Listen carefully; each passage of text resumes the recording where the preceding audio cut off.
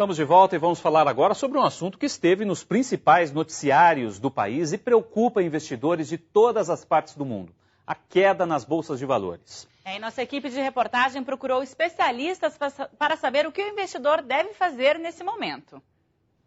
Ao meio-dia de hoje, horário de Brasília, as bolsas de valores ao redor do mundo estavam em queda. Mas nada pior do que o cenário de segunda-feira. No dia 8, o mercado global viveu o dia mais difícil desde o início da crise financeira em 2008. A Bovespa, Bolsa de Valores de São Paulo, teve queda de quase 10%. Na verdade, não foi só a Bolsa brasileira que caiu, as bolsas internacionais caíram como um todo. O que aconteceu? No domingo, a classificação de risco dos Estados Unidos, denominada rating, foi rebaixada. Então, o país era considerado o porto mais seguro do mundo, dentre os países que são AAA, e ele foi rebaixado por uma agência de classificação de risco. E isso gerou um pânico e um temor acima do normal para o mercado, por mais que o mercado, em parte, esperasse que isso acontecesse. Nesta corretora de valores que intermedia negócios entre investidor e bolsa, o telefone tocou sem parar na segunda. Este analista de investimento lembra que clientes aflitos buscavam informações sobre a situação do mercado financeiro. A segunda-feira foi um dia atípico. Normalmente os clientes nos procuram para compra e venda. Na segunda-feira também compra ou venda, mas uma preocupação excessiva com os mercados, com o pânico gerado nos mercados. A nossa orientação foi, como sempre, de uma área técnica, procurando acalmá-los e mostrar a situação, por que o mercado estava caindo e as perspectivas que a gente enxerga para as bolsas daqui para frente. Na segunda-feira, o blog Bolsa para Iniciantes também bateu recorde de acessos. 3.600 internautas visitaram a página em apenas um dia, mais que o dobro de dias comuns. Pela rede, o criador do blog orienta os novatos no mercado de ações e alerta sobre o momento turbulento. Se você estiver com ações ou estiver planejando entrar na Bolsa, esse não é o melhor momento. É difícil prever o que vai acontecer, porque tudo está muito turbulento e as análises que costumavam ou costumam funcionar em algumas ocasiões, nesse momento já não funcionam tão bem, principalmente para quem é inexperiente. E se você já tem ações compradas, talvez também não seja o momento de entrar em desespero. Num momento de crise como esse, tudo é muito incerto. Pode ser até que as bolsas caiam ainda mais. Vai depender da recuperação de economias como Estados Unidos e China. Segundo especialistas, não é hora de vender ações, mas já é possível fazer boas compras nas bolsas de valores. Eduardo Dias revela que, no momento, alguns setores da economia brasileira, como energia elétrica e siderurgia, são boas opções para investimento a longo prazo. É claro que esses movimentos todos ao redor do mundo afetam as bolsas. Mas, se você olhar isoladamente, algumas economias se mostram mais sólidas, países com estrutura industrial e, no nosso caso, com uma boa estrutura de agropecuária, enfim.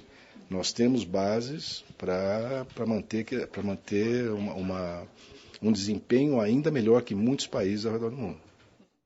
Pois é, e como saber a hora certa de investir? Qual aplicação pode render melhor num momento como esse de instabilidade? Para tentar esclarecer essas dúvidas, a gente conversa aqui no estúdio com o economista Marcelo Curado. Tudo bem, Marcelo? Boa noite. Tudo bem. Boa noite. O mercado está nervoso, mas é preciso ter calma nessa hora, né, o investidor? É preciso ter calma, é preciso agir com cautela, como foi mostrado na matéria que precedeu. Esse não é o momento de sair, esse não é o momento de ter nervosismo. O momento agora é de cautela, de cálculo, e para quem já comprou ações, agora a grande recomendação é que permaneça nesse momento, que sofre, é um momento de sofrimento, mas que permaneça em bolsa. E para aquele que não é um aplicador de bolsa, de fato, que não é um conhecedor do mercado, que não é alguém com experiência, de fato não é um bom momento também para tentar investir nesse mercado. Agora sim, já passou a crise de 2008, agora tem um novo cenário, né, tanto europeu quanto americano, que está realmente iniciando essa crise. Mas também é importante salientar que o mercado brasileiro também é outro. Na época de 2008, o Lula, presidente, queria estimular o crédito. A Dilma já não sinalizou isso. O que fazer nessa hora?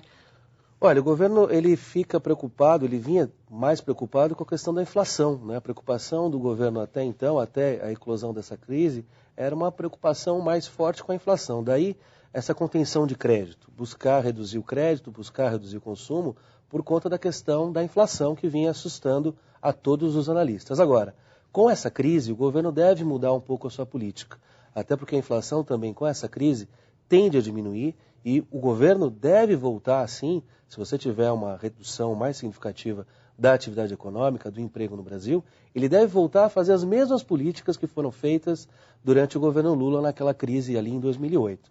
Então, é um momento de transição, é um momento de se aguardar. Agora, em termos de política econômica, do que o governo vai estar fazendo, é muito provável que você tenha, se essa crise se agravar, um retorno das políticas de estímulo ao consumo e de estímulo, inclusive, ao crédito. Agora, há motivos para preocupação até na área de geração de empregos, de crescimento da indústria, como a gente viu aqui, o Paraná agora há pouco, mostramos na reportagem, o Paraná teve um crescimento industrial até importante em relação ao resto do país. É motivo para a gente ficar preocupado em relação a esses fatores, não? Eu acho que é motivo para a gente ficar preocupado, mas não desesperado, né? Porque se a economia americana crescer menos, se ela não retomar o seu crescimento, se a Europa também não conseguir resolver os seus problemas, sobretudo os países menos desenvolvidos, Portugal, Espanha, Itália, França, agora começou uma crise também a se despertar, é claro que isso vai afetar o Brasil. Isso vai afetar a nossa capacidade de vender produtos para o exterior, ou seja, vai afetar as nossas exportações, vai afetar os investimentos dos estrangeiros no Brasil.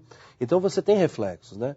Em 2008, em função da crise, o Brasil diminuiu o crescimento, né? Em 2009 a gente teve um crescimento do produto negativo, teve aumento do desemprego, que foi sanado, que foi diminuído com as medidas de estímulo ao consumo, queda de juros, estímulo fiscal, né?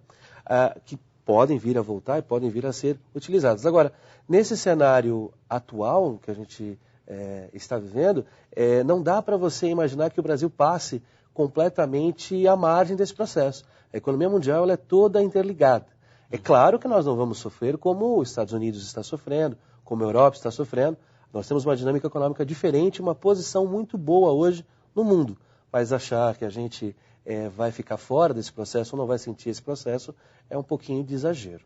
Agora, são muitas variáveis e muitos contextos que a pessoa tem que se preocupar para investir na Bolsa de Valores. O jornal Valor Econômico mostrou que as pessoas físicas retiraram do mercado de ações 4,5 bilhões só neste ano. Isso demonstra que realmente é difícil para a pessoa comum que não tem um consultor, então um corretor, investir na Bolsa? É muito difícil para quem não é do mercado investir no mercado financeiro.